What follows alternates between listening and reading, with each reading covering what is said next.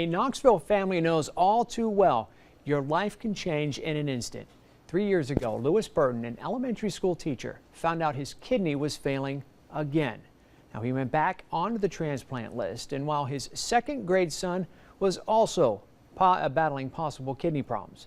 WATE 600 side anchor Kristen Farley sat down with his family and explains how their lives are now changing once again. Kristen? Well, Ryan, in the last 24 hours, a lot has changed for the Burtons. But to truly understand where this family is tonight, we had to start nearly 22 years ago when Lewis was still in college and told the weight he had gained, the headaches he was having, and his high blood pressure was all part of end-stage renal disease.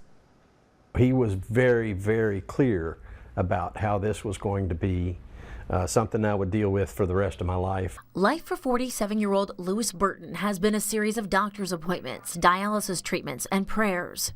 Having a chronic illness is tough for everybody that loves you. It's not just tough for the person that carries it. Less than a year after being diagnosed with kidney disease, Lewis was on dialysis. 5 years later, he had a successful kidney transplant. He got his life back, but says he lost so much along the way, including his fiancée, his career, and his sense of independence. Now, almost 2 decades later, Burton's new kidney has failed. This time around, he's married and has children. And his own little boy, Edward, is also battling kidney issues. In the past few weeks, though, Edward's symptoms are responding to medication. He turned around quickly with the prednisone. We don't have the final outcome for the treatment, but all indications are we're heading in the right direction. And now, thanks to someone that Lewis has never met, his life is heading in the right direction too. All the doors have opened and we just walked through them together. 22-year-old Shaylee Bratton was finishing up an internship at Mount Olive Elementary School, where Lewis used to teach.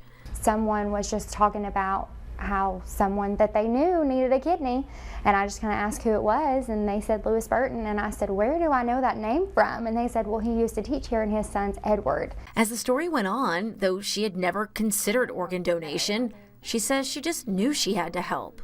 I just randomly said, well, he can have one of mine, I have two. After weeks of testing, the two were a perfect match, but both were pretty shy about meeting face to face.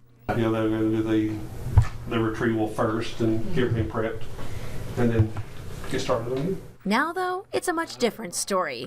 We were there as the two were admitted at UT Medical Center just before midnight. Hey, friend.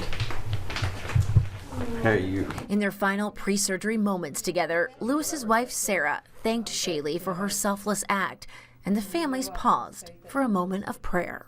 Thank you for this beautiful young woman that has so much faith and so much courage and so much strength.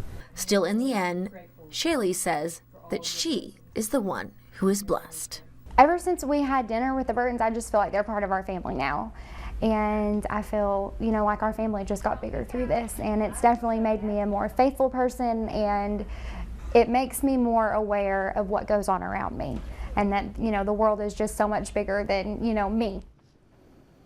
Just absolutely amazing to share some time with them over the past 24 hours. And I want to let you know, just after 3 o'clock, we got word that both Shaylee and Lewis are out of surgery and doing well.